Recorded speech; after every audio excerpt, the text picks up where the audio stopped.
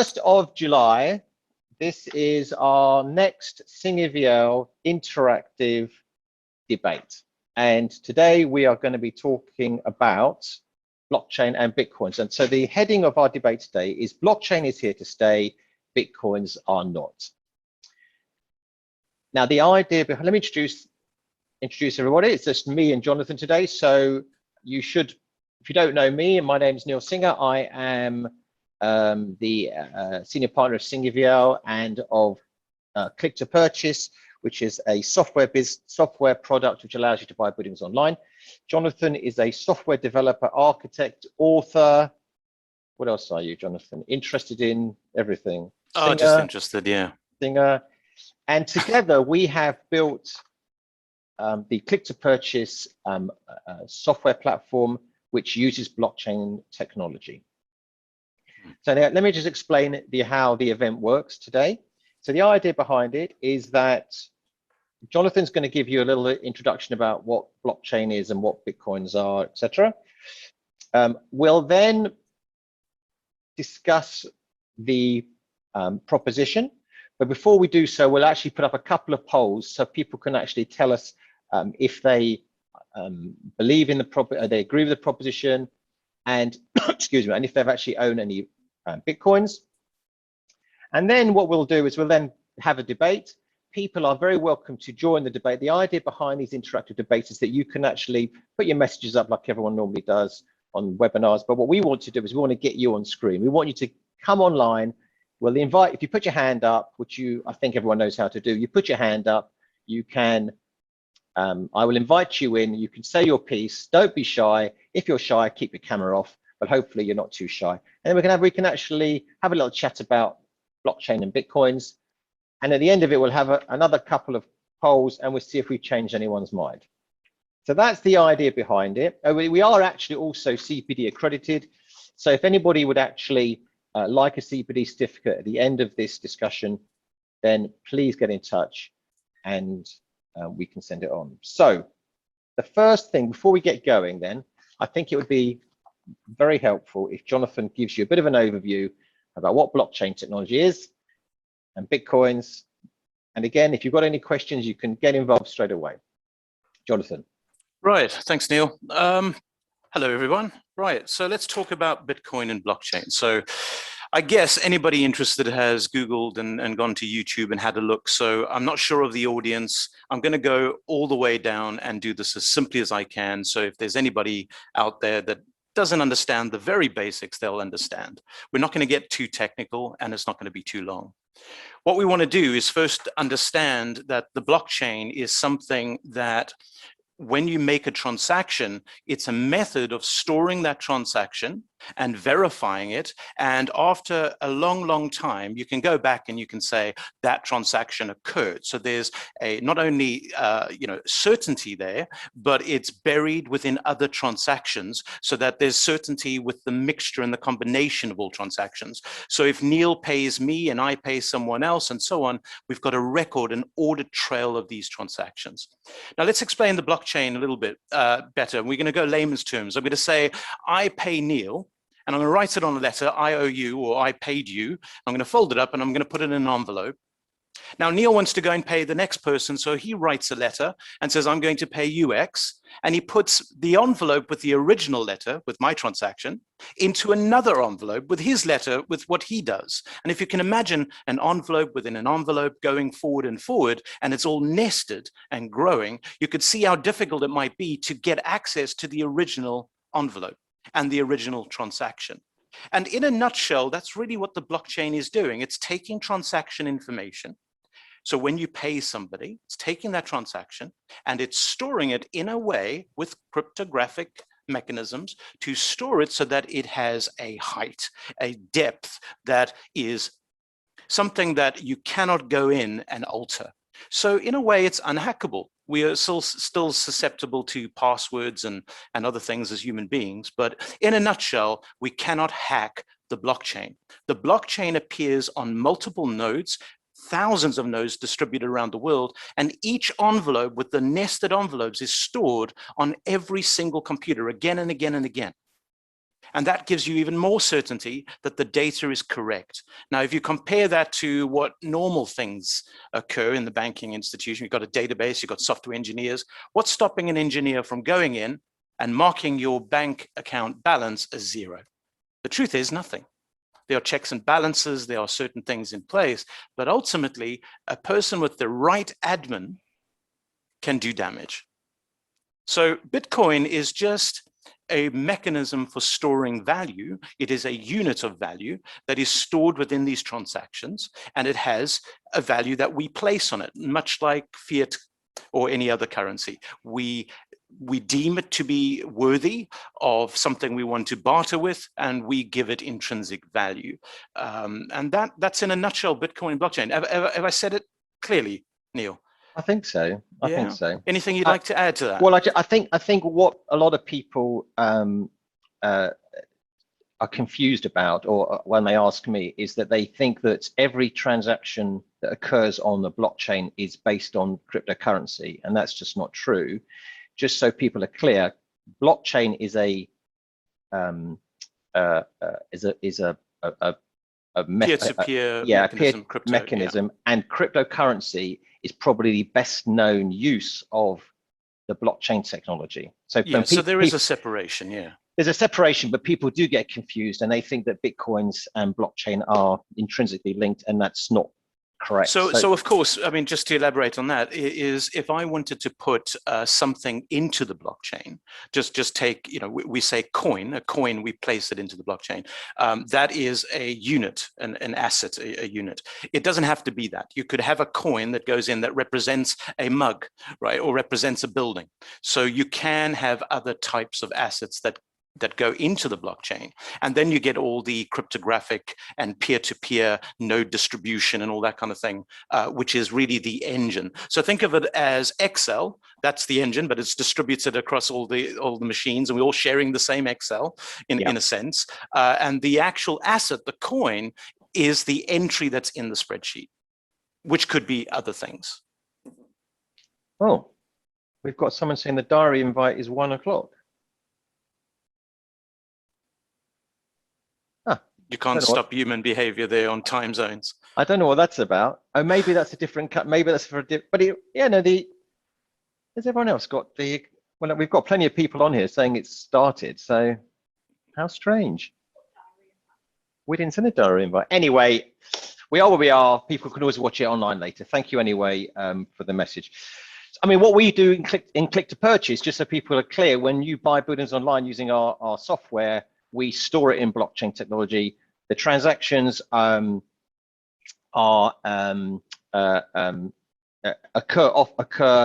in our software. We don't use cryptocurrency, but we record it and anchor it in blockchain technology. So click to purchase is a perfect example of blockchain technology where there is no use of cryptocurrency. Yeah, and that's a vital, a very important distinction, is because, any negative connotations that people might have with cryptocurrency, it's not something that the click-to-purchase platform, embeds itself with. So we embed ourselves within, if you say a database system, that's how we're looking at blockchain from a click-to-purchase standpoint. We're storing the audit trail, the entire KYC process involved within something that you cannot change. So as a developer, I cannot go to the database in the back end and say you did not buy that building, and that's a very, very important piece of the puzzle of keeping not only transparency and immutability and things like that, but it's very, very important in terms of how we don't have this kind of thing existing in the world, right? We don't have these checks and balances in an easy way. So blockchain itself provides that. Yeah. Okay, so just so we're clear, because Richard has thrown me a bit. Have you seen? Richard has said that there was a diary invite at 1 o'clock. I don't know. Anyway, I'm not quite clear how that has worked. Anyway, if people come online, they come online. Right, now let's start. I think it'd be quite interesting. Let's ask a couple of questions of the audience, and then we can go into the little debate. So I'm going to start with the first poll. All right. Do you agree or disagree with the statement? Blockchain is here to stay, Bitcoins or not. Now, you should be able to see that on screen. So let's see if I can give people some time to vote. Right, let's see where. Oh, and then It's in an a interesting moment, question. I think so. And let's see. You'll be quite. I'm actually quite surprised how the answers are coming in. Anyone else want to vote? Nearly there. Come on, don't be shy. Vote, vote, vote.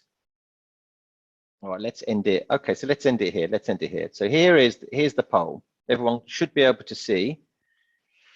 So 60% disagree with the statement and 40% agree with the statement. Actually, I'm quite surprised. I actually thought that less people would agree with the statement. So that's actually quite interesting. Let's do another poll, and I think this is also will I think be very useful for the debate. Who owns Bitcoins or who owns any cryptocurrency? Oh, this is breaking the privacy now of blockchain. You know, I hope you can't see when they say yes. I can't see who. I can't see who. Okay, good. Okay. You can put your wallet address in there as well. Okay. Right. So let's end the poll. Okay, this is quite interesting actually. So this way is we've got more or less. So there's a 20% discrepancy there between agreeing with the statement and owning. Yeah. Okay. Right. Let's battle commence. Okay. Let battle commence. So I'm going to start. What we're going to do is we're each going to say 4 things why we agree or disagree with the statement. So I think that blockchain is here to stay by Bitcoins or not. So my first point for the audience is that Bitcoins has got no asset backing and has therefore got no inherent value. Now, if you think what is currency? Currency is a medium for the exchange of goods. Instead of swapping, say, a hen for 6 eggs, as you might have done a couple hundred years ago, you use currency, and it's a way of bartering. In fact, if you actually were to get yourself your £20 note, it actually says on it, I don't know if anybody's ever bothered reading it, it actually says on the £20 note, it says, I promise to pay the bearer on demand the sum of £20 or £50, whatever. It's a promise. The currency is a promise. And the value of currency determines how many goods can be swapped or bartered. And the value is determined by whoever is promising to pay the bearer. And I think that is the key point.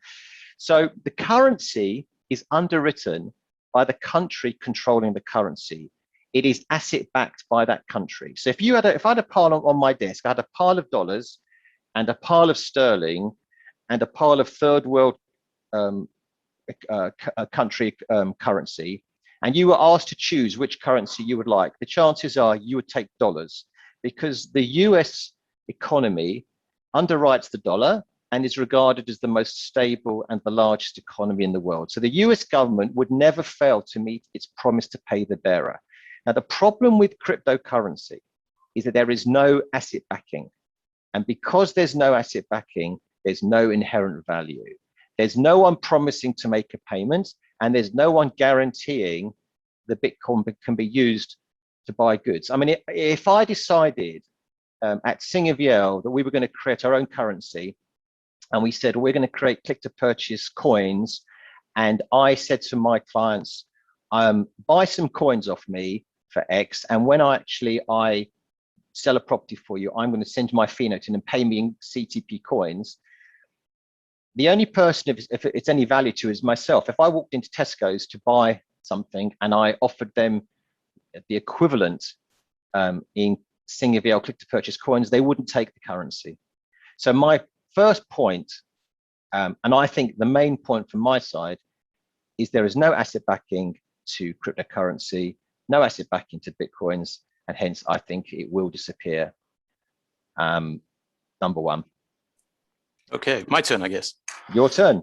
Okay, right. So I'm going to deal especially with what you said. So the first thing you said is that it's promise to pay, right? And you held up your little note. Okay, it's a nice note. Looks good. It's got a promise signature on there. I promise. The problem is the government is doing a false promise, because it's not them that are paying this back, it's citizens. Citizens are paying back the money because the way it works, and this is a layman's view here, is that they sell bonds in order to get cash which, by the way, is 3%. That note is 3% of the world's money. 97% is just digital anyway. And that money is purely debt. It's manufactured, it's printed, and it's manufactured out of hot air, and it's purely debt. And who pays that debt? Well, the debt is repaid by citizens. This backed by government is actually backed by tax. It's backed by other mechanisms within the economy. Now, we all know that all of these systems work on trust. We're going to trust in the system. We're going to trust that this has value. And the problem is that that trust has gone away. Your second point was that they always meet the promise that they give. Well, that's not true in Turkey. That's not true in Zimbabwe. That's not true in Argentina. And not true in Mexico. But then the currency, that's why the currencies are but it's not backed by anything that will remain, right? So in I think it was 73, when Nixon removed the gold standard, there was nothing that you could actually back it on except government saying, you know, I've got a building or so. Now, who owns those buildings? Well, if you actually look deep enough and you find that the government sells a bond and then a central bank buys the bond and then buys a building with that debt, what have you got? Well, you've got a circular movement of debt. That's all it is. And that is something that has collapsed. There's large cases right around the world. Like I said, Argentina, Mexico, you know, all these places have suffered large economic crises when the trust disappears, when conflict occurs.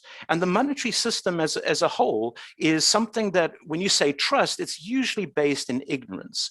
We're really ignorant about how money actually works and how debt works. So I'll conclude. I think that this trust mechanism is an incredibly false dilemma, really. They are saying that they are backing it, we believe it, but it's not true.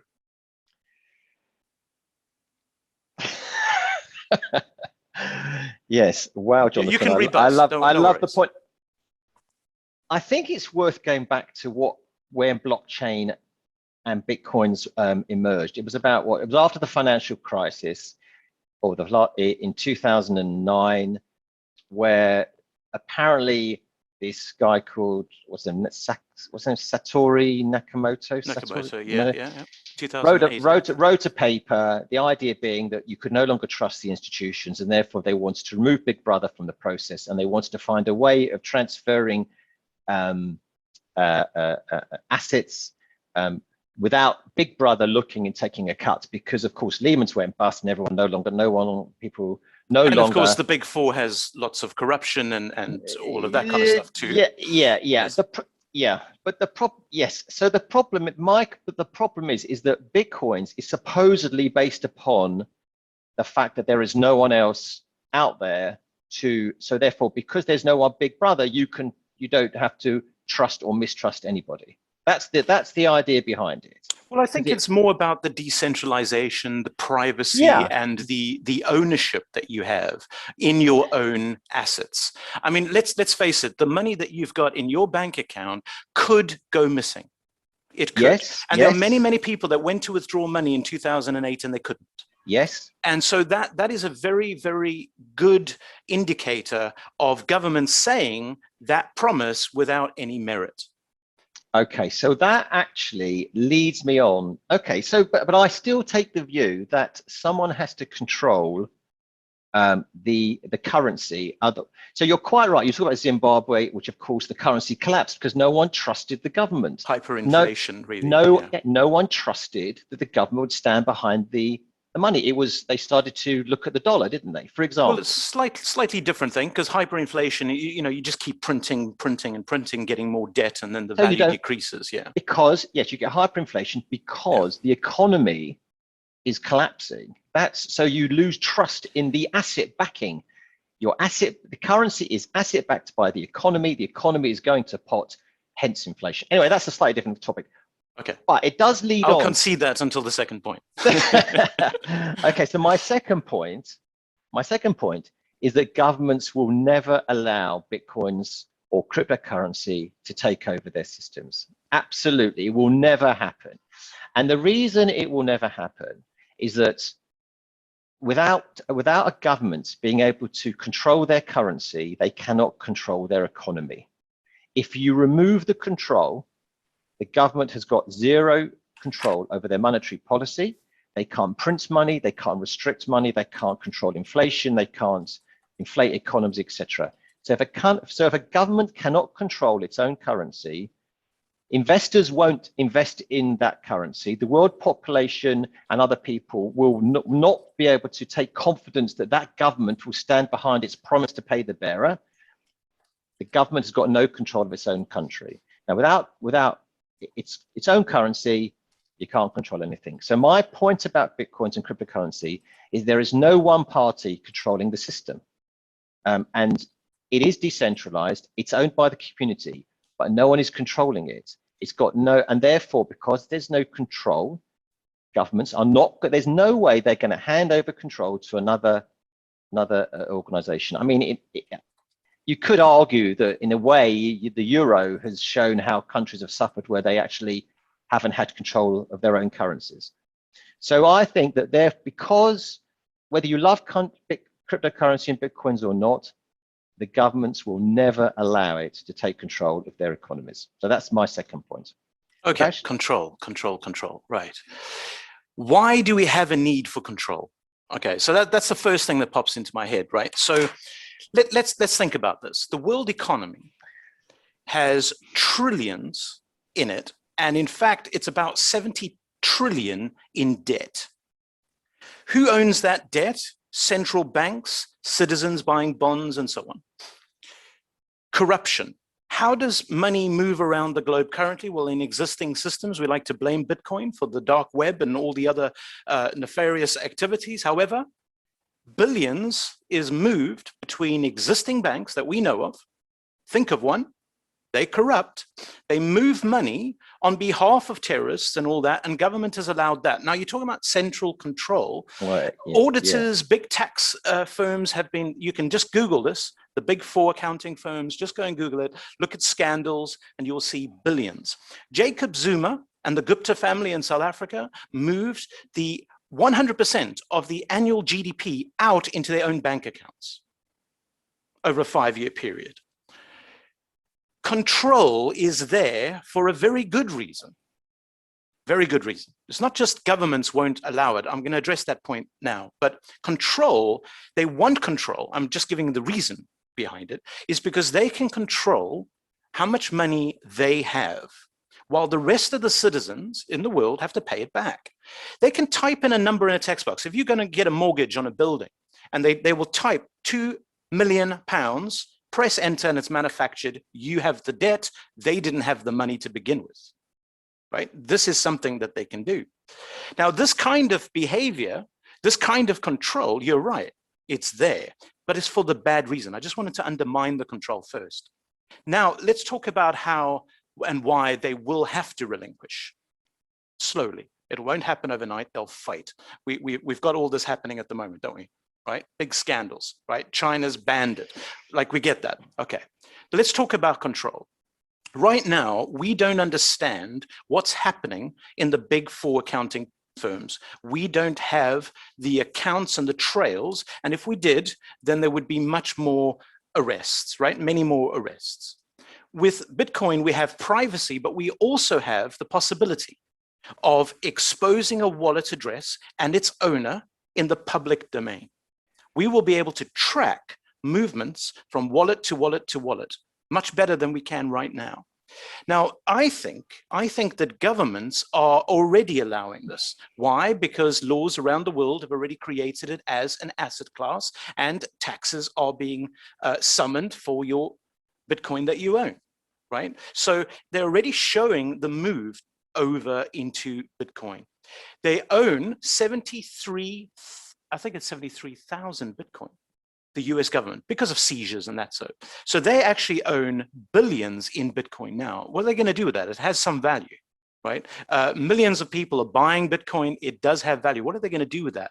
China owns something like 10 billion US dollars worth of Bitcoin as well. What are they going to do with it?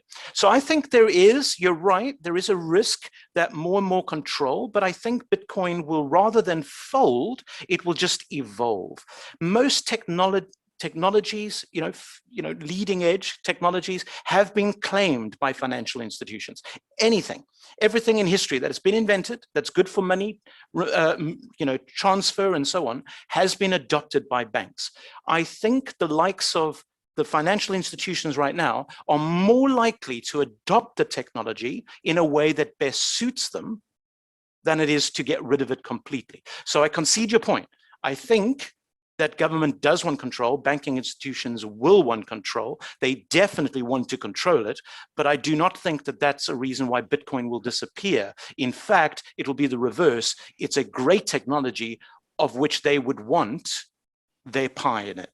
But the problem is the very fact that they want to regulate it. People do talk about cryptocurrency being regulated. That sure. The fact that you want to regulate it undermines the whole essence of the theory behind blockchain technology and Bitcoins. The point is that you don't need to be regulated. So if you have to regulate something which was devised to avoid regulation, then what's the point? Okay, so no technology that I know of, especially with software and that, where it comes out, it stays exactly the way it was, right? It evolves. We have versions and updates all the time. That you switch on your TV, or there's an update for your TV. It's really not far-fetched to believe that Bitcoin will evolve into something else. Right? I think it's happening already. Satoshi's vision of releasing a private-centric, peer-to-peer, removing the middleman sort of ideal may not come to fruition. I accept that, it might not be. But the idea behind blockchain, the idea that the currency of Bitcoin, right, can be removed from hyperinflation. If there's a war going on, you've got your asset value that's completely detached. I think there's value there.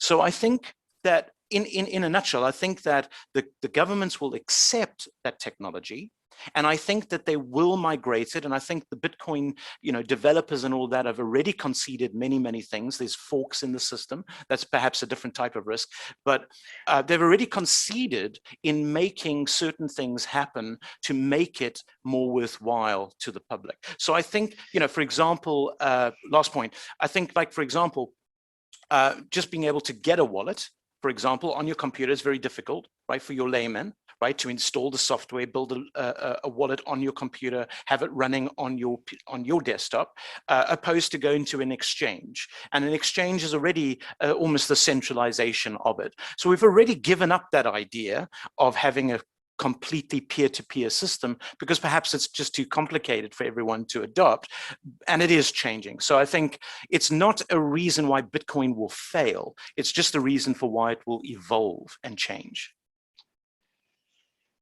Yes, software does evolve. Yeah. And updates occur and developers improve, etc. But I don't think the concept of cryptocurrency will change. The concept is the same. I cannot see how the concept will change. And the concept of the currency moving transactions peer-to-peer, no, I don't think that part will change. But it's possible, if you're a charity, for you to use the system in an open and transparent way. For example, you could publish your wallet address, and you could say, this is, what we have, and you can move money to it, and you can see where we spend it. And therefore, the privacy that was originally invented, right? This is what we're going to concentrate on. Is perhaps, privacy and transparency is a double-edged sword, right? You can't have both. And I think that blockchain and Bitcoin can provide a little bit of both when you need it. I think it would be I do agree that it would be it'd be a very good thing for, as you say, a charity prints its wallet and then people can track the transactions on the open ledger, which is what blockchain technology is all about. So they can actually see where the spend is going. I think that's actually quite, that is actually, in theory, I would say that's actually quite good. But to know where it's going, You need to know every wallet it's going to. That is true. That is true. Otherwise, all you do is you see it going to, you don't know if it's going to Jacob Zuma's wallet or not. And of course, many people disagree because, you know, their idea of privacy is the first thing, their primary idea of what it should be. Okay, so you're good at argue, aren't you? You're very good. Okay, so look, we've got, I do want to encourage people to get involved because these are our views, but of course there are other people's views. So of course, yeah. We're going to bring in, Robert's got his hand up. So if anybody wants to come online and say something, please do. And if you go on, I will just cut you off. All right, so be warned, you've got, but please do come, you know, be brave and tell us what you think. So I'm going to, let's get Robert promoting you to a panelist. Robert, are you there? Robert. Is it? That looks suspiciously like Dustin Hoffman to me. No? Where is he? Robert? He's muted. Robert, I think he's, there you go, there you go. Robert, go on. Hi, Robert. Right, what's your view, Robert? He's unmute you. Let me you need to unmute yourself, Robert. Ask to unmute. Unmute yourself. Right, there you go. There you go. Morning, gentlemen. Just to say, very informative debate. Clearly, good, strong arguments from both of you. Is there a particular currency or Bitcoin currency that is going to take a preference? So, if one can agree that there is a future, is it not something that you would say, well, there's a multitude of currencies out there, but effectively the dollar and sterling is predominantly what the world wants to trade in, for argument's sake, or the euro. So I don't know how many there are, but could you possibly see from this sort of debate that there is a future potentially for a few rather than many? That would be my question. Yeah, because actually at the moment there are, I mean, how many cryptocurrencies are there? There's thousands, aren't there? I mean, it's ridiculous. That's my whole point. It's just not possible to sustain that many. Yeah, I mean, just for people who may not understand, you can create your own currency very easily, as I touched on earlier, and then you can use it. You can suggest it as a way of bartering your services. So I could have my currency over here to buy and sell a service from my agency, and then speculators over here could start to trade that, speculate on the value, buy and sell it, because I think it's the future, the value's going to go up or down. So you can create a currency really quite easily. I think, I mean, to answer that question about, you know, is there room, perhaps, there are a few questions. Is there, you know, is there room for many currencies in our future? Are they going to drop off, some of them remain, which ones are going to be stronger and so on?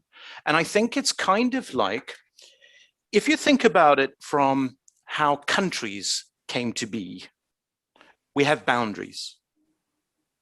And these boundaries are basically to control and self-govern. Now, the financial side is to make a profit.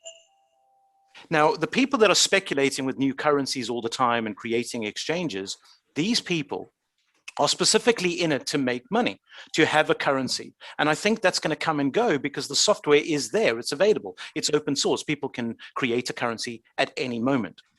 So I think that means that currencies are going to come and go, but some of them, which most of us feel, and that's really the point, where most of us feel that there's value in a particular currency, it will remain. But of course, there's also other angles. For example, Bitcoin is trying to position itself maybe as an asset class. Something is better for transferring. So I think we're going to end up with exactly the same landscape. And my first point was really the human nature, right, of boundaries and so on. So I do think that it's difficult to gauge which currency is going to be there for the long term. But remember that Bitcoin is something that holds not only the code, the inspiration, and of course the name brand, right? I'm going to Google it, buy Bitcoin. People can say Bitcoin and actually mean something else, right? They've bought Ether, and Ether may be a small secondary kind of currency that people understand. Bitcoin is massive. So in a nutshell, I think Bitcoin will be there for the long haul. And I think that other cryptocurrencies will come and go, but I think they're all connected, which is interesting. Okay, right. Thank you, Robert. Right, Thank you, Robert. Right, Robert. Okay, so please, other people, come on. Let's not be shy. Let's hear what you have to say. Right, shall I move on to my third point now? Let's move on to my third point. Right, let's talk about money laundering. In 2017, the government brought out the money laundering, terrorist financing, and the transfer of funds regulations. And those regulations specifically state that you cannot enter into business arrangements without determining the identity of the parties involved. You must know the source of funds, and failure to undertake adequate checks is actually a criminal act. And equally, you must report suspicious activity. And if you don't report suspicious activity, again, that is a criminal act. Now, with relating to the property industry, for example, if I'm selling a building, I have to money launder my buyers. If I sanction a sale and I haven't done so, I'm actually creating a criminal act. So it's actually there's a very strict requirement now to know where the money's coming from and to know that who's actually spending the money. Now, the problem with cryptocurrency and the security and anonymity behind it is that it's in direct conflict to anti-money laundering regulations, both in the UK and in other countries. Now, Elon Musk has been on, the news and said, "I will take." One minute he says he'll take it, then he doesn't. You can buy a car off me with Bitcoins. That's what he said, a couple of months ago, isn't it? Well, there's no way he can do that. If you walked into a Tesla showroom and you said, "I'd like to buy your car, and here's $50,000 in Bitcoins," he would not be able to take that money because he would not know where the money's come from, and he would not know the source of. He would not know the owner of that wallet. Now, you may say, "Well, it's my wallet," but you can't prove it. You need to prove to him that you own the wallet, and then you'll have to say to him, "How did I get my money into the wallet?" "Well, I bought some Bitcoins or whatever." So the problem is that it's in direct conflict to the anti-money laundering requirements now, which are worldwide. Now, as I said earlier, people talk about regulation, but again, the essence of blockchain technology is that there is no regulation. There's no big brother, and there's no bank, and there are no intermediaries, and therefore you can't really buy anything with Bitcoins. So all this talk about Bitcoins being able to buy buildings around the world here and buy a building around the world there, it's all nonsense because you just can't do it.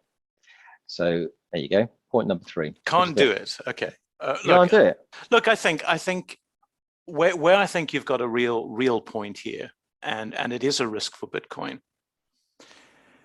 Bitcoin's ideal of privacy and distributed networking and that kind of thing, it does fly in the face of regulation. The truth really lies in how you feel about privacy, how you feel about what you do with your own money, and how that sort of translates. And I think that's really the one side of the argument, which is, we do absolutely want privacy. And yes, that's going to fly in the face of regulation. But I think on the whole, citizens around the world we're already comfortable with banks owning all of our information, credit unions owning all of our information.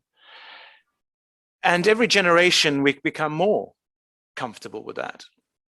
I think Bitcoin came out of the whole hacking, privacy, rebellious kind of nature, those kind of ecosystems on the internet.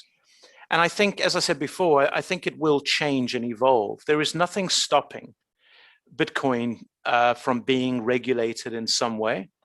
There is nothing stopping us from doing it because it's being done already. Yeah, but it doesn't make sense though. I concede the point. Yeah, I mean, it doesn't make sense because it was built on the ideals of privacy. Let's say we throw that privacy away. That doesn't take away Bitcoin. So it undermines a particular point of view of why it should be around, but it doesn't remove Bitcoin. from then the what's equation. But then what's the point? The point is still audit trails, transactions, security, transparency, immutability, I agree. proof of, all this kind of stuff. Yeah. But I agree that transparency and audit trails is an increasing necessity in everyday life. And I think that the chances are that the paper currency that I showed you, that'll disappear. I mean, I hardly ever use Correct. Yeah. I'd use paper currency anymore. Yeah. And the governments will start recording. Sterling could become, in effect, a cryptocurrency. There's no reason why not. But it's asset backed by the country. Well, Whereas yes and no. I mean, it doesn't have to be that way at all. And one could argue whether it's as I said in the first point, whether you trust that or not is entirely based on your understanding of the monetary system. It's a bit like, yes. I mean, if there were one currency for the world, I mean, if you happen to be in Australia and you said, I'm going to buy, will you take £20 to buy something in a shop? If they said yes, then you're starting to use another currency in another country. But I think the country as a whole has to be prepared to take multiple currencies. Yeah, there are Bitcoin ATMs around the world. You can buy cups of coffee if you want to spend that. It's not advisable right now. I think that is just a step away. But I mean, really, your point was about regulation. And I do agree with you. I think regulation will step in. Okay. I brought Vipul in. Are you there? Who wanted to say something? Here we go. Absolutely, I'm here. Hi, how are you doing? Hi there, guys. Hi. Good. So I was just basically saying that Bitcoin was invented as mostly a store of value in my basically understanding, or the limited understanding I have. And it would be used to transfer value, but the primary objective was to be as a store of value, to be honest. All of these other currencies that are currently coexisting in the market are basically, they are mostly due to the governance sort of use cases. I believe be an example of that is Cardano, or basically BNB, and basically so on and so forth. So they will stay forever until those kind of platforms and they exist, and they allow the other apps on DeFi and all those kind of things to coexist on those platforms. So my basically point of opinion is that Bitcoin will be existing as a store of value only until it is paired with all of these other coins. Once that pairing goes away, then Bitcoin will eventually disappear, to be honest, and all of these other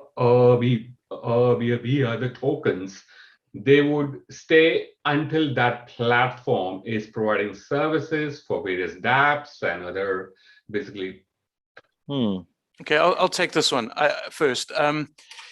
Firstly, I don't think that's true. It wasn't invented as a store of value. It was invented as a currency.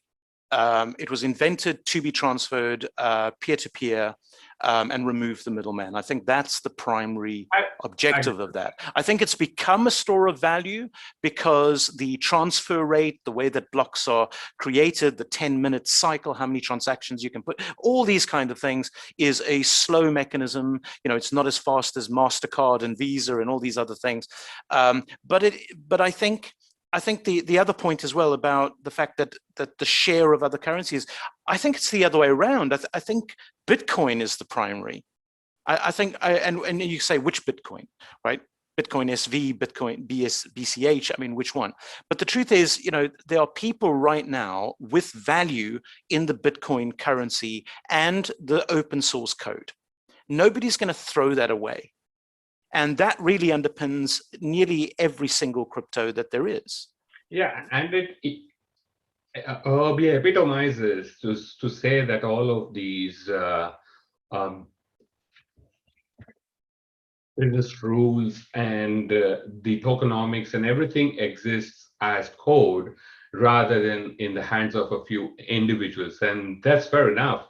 It was basically, so the Bitcoin was invented to be an open source free transfer and store of value and blah, blah, blah. But I am still of the opinion that it is valued so highly as of now only because of the fact that you have got pairs existing against Ether and BNB and ADA and all these other coins, around 2,000 of the other tokens or coins around.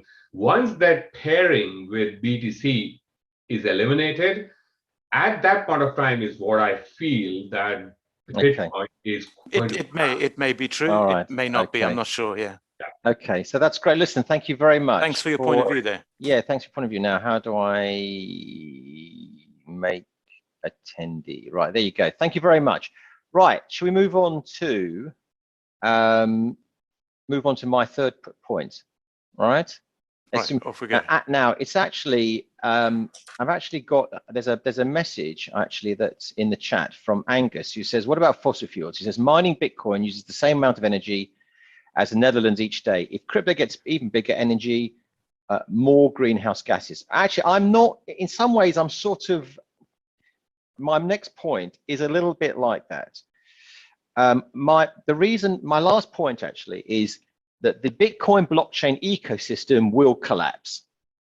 Now, as the Bitcoin network grows and there are more and more transactions, the computing power to solve an algorithm and be rewarded with the Bitcoin becomes more and more expensive. I mean, for people who are perhaps unfamiliar, you have what is known as miners. Miners, if you've probably seen images of these warehouses with banks of computers, row after row, and they are extremely powerful computers. They're using a huge amount of energy, and they're trying to be the first to solve the algorithm, which is basically the programming around Bitcoins, and then they get rewarded for creating the next transaction and going into the ledger.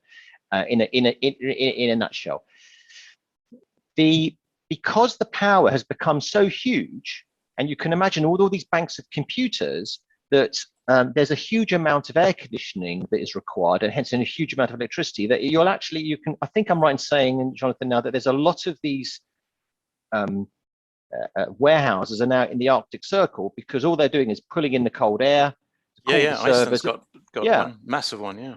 Because it's much cheaper.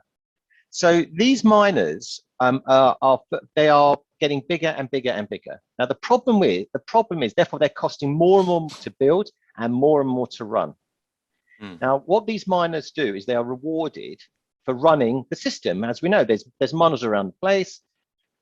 What happens when they're no longer being rewarded? Now the idea behind Bitcoin technology is that there are only 21 million Bitcoins that can be mined in total. And this is set in the code. And once Bitcoins have been mined thoroughly, what's going to happen? Now, I actually looked up, I found online that as of February this year, 18.6 million Bitcoins had been mined of the 21 million, leaving just 2.3 million to be mined and brought into circulation.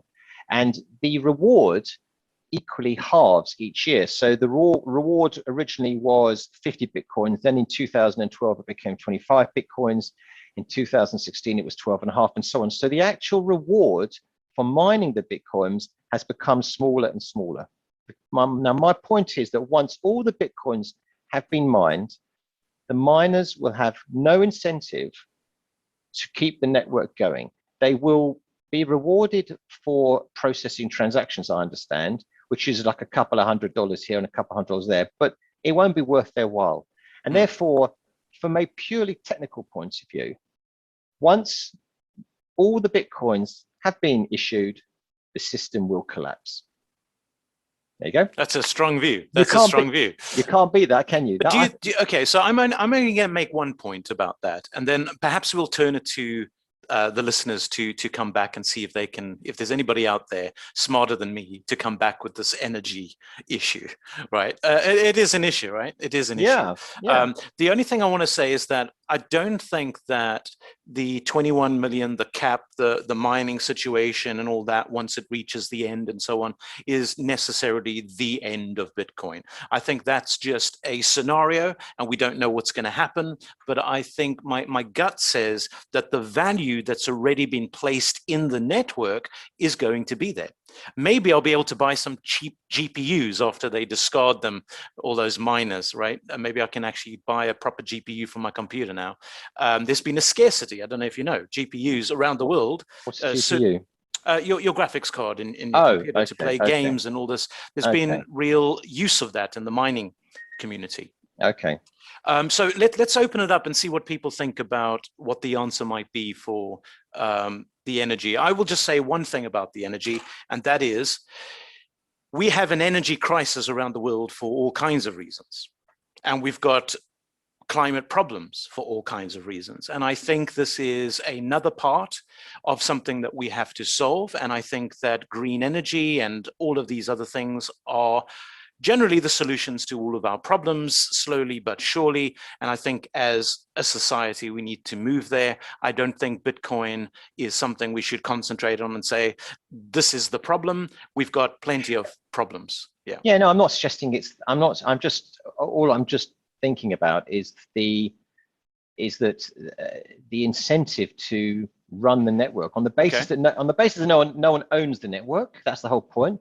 Right. No one owns the network, so therefore we all have to run the network together. So what is the incentive? There's no incentive. So actually, I'm going to unplug my machine. And well, the worst that will happen is that every machine that's already on the node will start mining themselves, right? So every computer, it's your wallet. You're going to launch your wallet, and it's going to mine, and that's fine, right? You don't need a warehouse full of servers to do this. So I think it will just change from a centralized, group or conglomerate of miners to just individuals, which is probably more like the original goal in the first place. But how will a computer, my laptop, have the power to solve the riddle?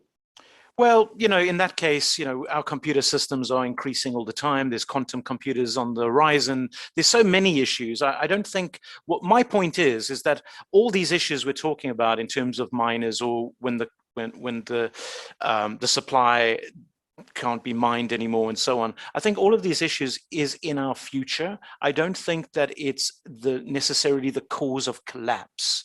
I think we will evolve and change. We will reach those situations and we will change how things work.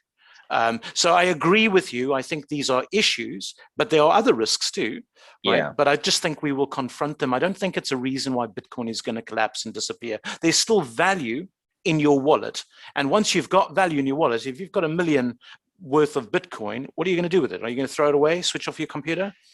Well, we'll have to see. I mean, I'm going to tell everyone a couple of things that I picked up. These are news articles in recent months on the BBC website. So here's a couple. So just to sort of help the discussion, Nouriel Roubini, a professor of New York University's Stern School of Business, said in February this year, said, fundamentally, Bitcoin is not a currency.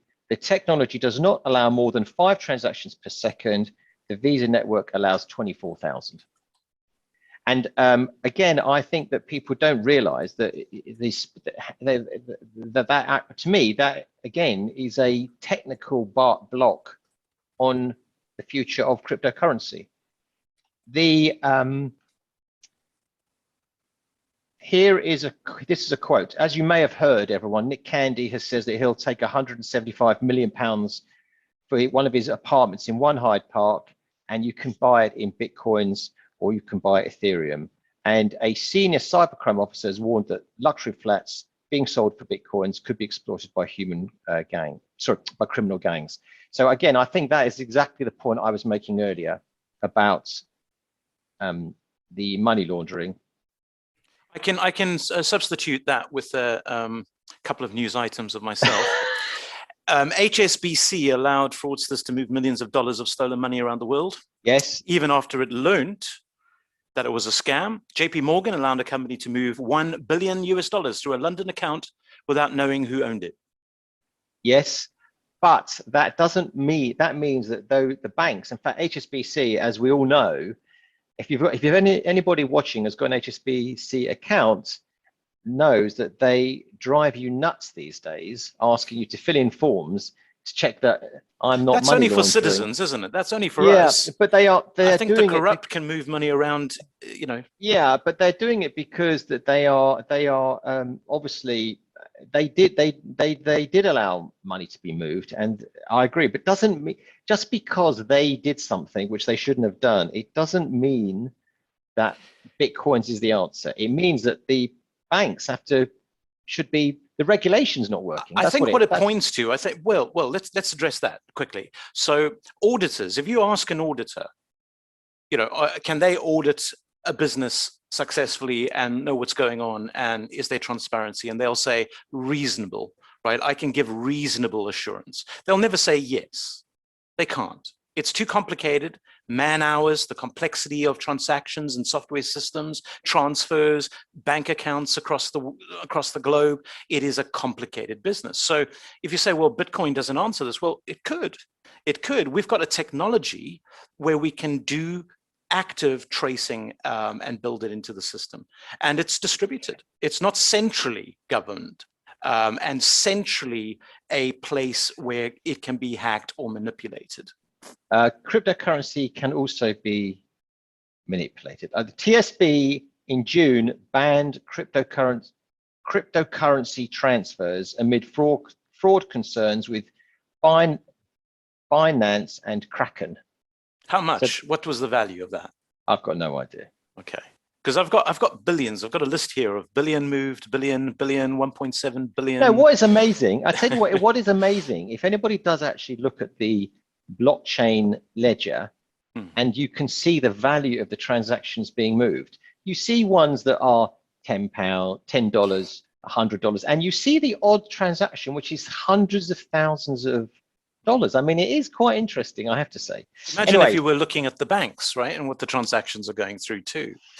I think the real thing here is, and maybe it's one of the polls you're going to end with, but we have to think about, just as we are uneducated in Bitcoin and blockchain and don't understand the algorithms and the cryptography behind it, right, as laymen, we also don't understand the global monetary system. We think we do, but there's a lot more to things, right? Stocks, dividends, bonds, you name it, right? It's all there. And I think that the one has a way of being transparent, and the other has been cloaked for decades and decades. And so I think Bitcoin might be an answer. Okay, so I tell you what, now you and I have had a nice little discussion. I'm wondering if we've actually addressed Bitcoins or not. Is that what we've done? I feel like we've spoken about blockchain. I think that Bitcoins will disappear. Still after our debate. Let's see. So let's ask a couple other questions of the viewers. So, do you trust the existing financial institutions? I think it's clear. So this is like JP Morgan, HSBC, the big four accounting firms.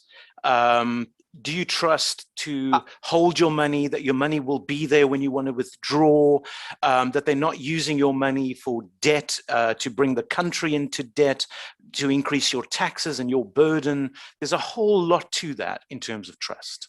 Yeah, I mean, yeah, so again, I'm not sure it's entirely relevant, but we're going to do it anyway. Let's just see what happens. And here's the results. I'm not surprised. Can everyone see that? You should be able to see that. 72%. Unsurprisingly, 72% do not trust the financial institutions. I have to say they've had a pretty bad record over the last 10 years. The banks, of course, Lehman's was the biggest disaster. You've got Madoff, who obviously ran off with everyone's money. You've got HSBC for being fraudulent with transfers of money laundered money around the world, and so on. So there's plenty. There's also, bring it more local, you've got things like Patisserie Valerie went bust, where money disappeared, and I can't remember which. I think it was Grant Thornton. I can't remember one of the accountancy firms didn't pick it up in their audit, etc. So anyway, that's in technology we trust. yes, in technology we trust. So let's go back to the question we just asked at the beginning. Blockchain is here to stay, Bitcoins or not. Have I convinced anybody that Bitcoins are going to disappear? So who agrees and who disagrees? Let's see. So what was the answer? What was it at the beginning? I think about 40% agreed at the beginning. And the point of redoing a poll is to remember the first statistic. I think it was 40% at the beginning. All right, let's end the poll and let's share the result. And it looks like I haven't persuaded anybody. So after all that, I think there's 3% gap, 58 to 61. I think we'll have to watch the stream back to see it. Yeah, after all that effort, and I've got one last poll which I think might be quite interesting. We do have a hand up, and if you want to take, I think that's Robert still. Yeah, that's still Robert. He might. I think he's put his hand down. Okay, so who's going to go and buy some Bitcoins? Who's going to go buy some Bitcoins? Even though, what's the price today? I don't know, $50,000 or $60,000. I don't know what it is. I mean, I've got some Bitcoins, everybody. I have got some. Bitcoins or fractional, because that's also a plus about this. I have got some Bitcoins. Not many, but I have got some. Oh, right. So let's see who is going to buy some Bitcoins, and only 40%, which in some ways flies in the face of the poll which said that 40% disagreed with the statement that Bitcoins would disappear. I think there's a fundamental human condition. You know, we feel that we should be allowed to barter with anything we want. If it's chickens, it must be chickens. It's our right. It's our democratic right to select who we pay and how we pay and choose our mechanisms. And I think even if you don't own Bitcoins, I think that's why it's not going to be stopped, because people inherently want to be in control. Whether they go out and want to risk their little bit of earnings that they have, that's a different story. But I think it's a true reflection. Okay, so we've been going for an hour. If anybody else wants to make a last comment, then by all means, put your hand up now, and we can just put you in for the last minute. One thing that you might find interesting, because I have to do a bit of a plug about audit trails and transactions, etc. Remember that Singovio is the only agency, certainly in the UK, I actually think worldwide, where we anchor our transactions in a blockchain ledger, which means that when we sell a building, you have absolute proof of audit trail that goes into the ledger. And therefore, if you want to favor us to get the most money for you, which of course we will, you've actually then got absolute proof of how far the sale process has gone, and you've got proof of the money, the buyer's got proof, they've got proof of the audit trail, and it's all about trust. So whether and I think trust is the big thing about blockchain technology, trust more than anything else. However, if I was asked to sell a property, and I have been, and take cryptocurrency, look, I'm just the agent. I wouldn't take my fee in cryptocurrency, but I would take payment. I don't mind selling if the vendor wants cryptocurrency as the currency to sell a building. I don't want it in my fee. But you might find the process quite interesting anyway. What's this last comment? Shameless publication. Have you SE sign off for this? Oh, that's nice. That's friendly. Not sure what that means. I don't